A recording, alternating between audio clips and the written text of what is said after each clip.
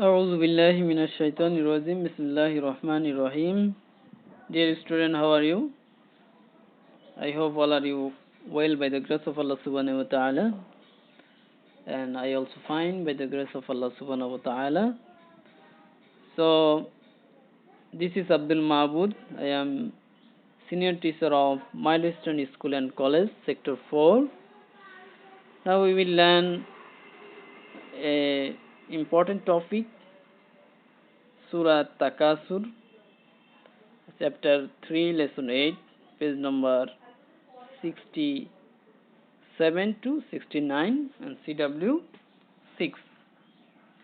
So we learn the introduction of Surah Takasur. Surah Takasur. This surah has been named from the first verses. So first word Takasur mentioned in the first verse. In first verse there is a word that is Takasur. From this word this surah has been named, and it is the 102 number surah. The serial number of this surah is 102 from the Holy Quran,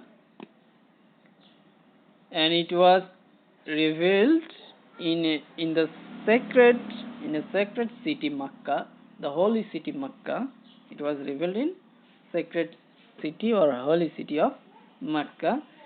It has only 8 verses, as it was the Makki surah. This surah is also very short. It has only 8 verses. So we learned the introduction of Surah At-Takasur. Now we will learn the fazilat or benefit of Surah Takasur.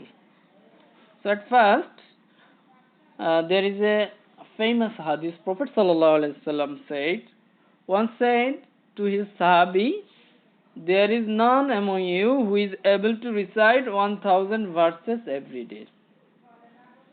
Prophet ﷺ said his companion or sahabis that there is none among you who are able to who is able to recite 1000 verses every day, because it is we have many tasks.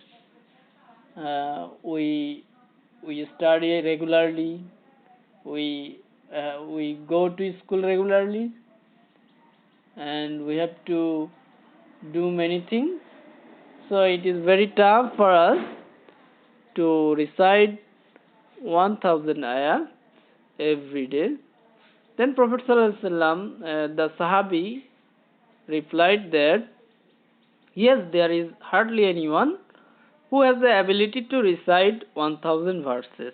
They replied that it is so quite impossible. So it is not easy to recite Holy Quran, 1000 verses from Holy Quran. Then Prophet ﷺ asked them again. He asked them, "Is it possible to everybody? Is it possible to recite Surah Takasur every day?" Surah Takasur is a small surah. It has only 8 verses, so it is very easy to recite every day. Then Prophet ﷺ again said, "If you recite this surah every day, it will be the similar to it. It will be equal to 1000 verses. So it is very important surah. If we recite it, we will gain 1000 verses value. The value will be equal to 1000 verses. So the benefit and fazilat of this surah is much more. So let's know about the background of this surah, in which situation this surah was revealed. We have to know now.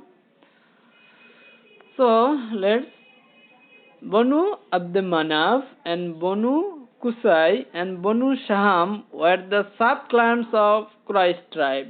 They were the sub-clans, or they were the branches of Quraysh tribe. They all time engaged in quarrel. in quarreling.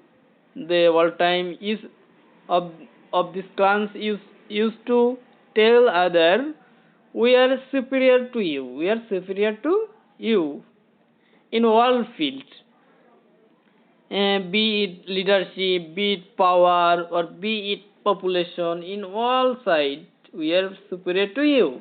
They all time climbed each other. They all time uh, tell each other these things. But they started to investigation. After investigation, they got that Banu Abdul Manaf was proved to be the toughest of all. In all sides, they got Banu Abdul Manaf was the toughest of all. Then everyone said, we will also count those who are dead. We also count those are dead. Because they thought that if we count our dead person, maybe it can be large from other. So they went to the graveyard and started to count the grave along with their names of the dead person. In that time also there was written the name of dead person, so it was easy to identify or count the dead person. After counting, now Banu Shaham got 3 families more in number, so they had a large population in the age of Jahiliyyah. Because they had large population in the age of ignorance or age of Jahiliyyah, that means the beginning period of Prophet Muhammad sallallahu alaihi wasallam, and before Prophet Muhammad sallallahu alaihi wasallam, these age was called the Ayame, the age of Jahiliyyah. Under this situation, this surah was revealed. In this situation, this surah was revealed. So, let's know the translation of this surah. A'udhu billahi minash shaitanir rajim. Bismillahir rahmanir rahim. In the name of Allah subhanahu wa ta'ala, who is most gracious and merciful. Alhaakumut takasur. Competition of worldly wealth diverts you. Hatta zurtumul maqabir. Until you visit the graveyards, till you die, you will be engaged in competition of worldly things. And then no, hatta zurtumul maqabir. Kalla sawfa ta'lamun. No, you are going to know. Summa kalla sawfa ta'lamun. Again, no, you shall go to know. Summa kalla sawfa ta'lamun. Summa latus'alunna yawma idhin 'anil na'im. Latarawunna al-jahim. Next ayat is Latarawunna al-jahim. That means, nay, if you knew with a sure knowledge, you would not have occupied yourself in worldly things. Allah subhanahu wa ta'ala said, if you have knowledge, if you could realize that only worldly things cannot save you from the Allah's punishment, then you would not have occupied yourself in worldly things. You will surely see the hellfire. That means La tarawunna al-jahim summa la tus'alunna. So that means alhaakumut takasur hatta zurtumul maqabir kalla sawfa ta'lamun summa la. Allah said, La tarawunna al-jahim. You will surely see the hellfire. As you committed the sinful acts, you will surely see the hellfire. La tarawunna al-jahim. The next ayat Allah subhanahu wa ta'ala said, Summa latus'alunna yawma idhin 'anil na'im. Then you will surely see it with the eye of certainty. That means you can see it practically. Summa latus'alunna yawma idhin 'anil na'im. Summa latus'alunna. That means, then on that day you shall be asked about the daylight. That is the translation of this surah, Surah Takasur. Now we will learn the explanation of this surah. It is very important surah. Mankind has been warned against the greed for wealth and competition in the worldly things. Allah subhanahu wa ta'ala warned them against the greed for wealth. We are fond of wealth, but Allah subhanahu wa ta'ala warned us because it diverts human being from the Allah's ways. They forget the Allah subhanahu wa ta'ala. So Allah subhanahu wa ta'ala warned them against the greed. Human beings are naturally greedy for the wealth and money. They want more money, they want more wealth. If you have a car, you need another car. If you have mobile, you need better than. So Allah subhanahu wa ta'ala said the naturally human being is very greedy to wealth and money. The man dies while they are competing with each other in order to gain wealth in abundance. They die. They are about to die, but they engaged in competing, gaining the worldly things, gaining the wealth, and also they forget Allah subhanahu wa ta'ala. But he does not take any preparation. So, the gaining the worldly wealth, it diverts us from the thinking of Allah subhanahu wa ta'ala. But one should not do so, because wealth is short-lived, because our life is very short. This hayatud dunya means life here is very short. Maybe we can die anytime, because there is no guarantee when we will die. In the time there is a spread over the world, the corona pandemic, who will die, who will be alive, we don't know. So every time we should take the preparation for the hereafter, for akhirat.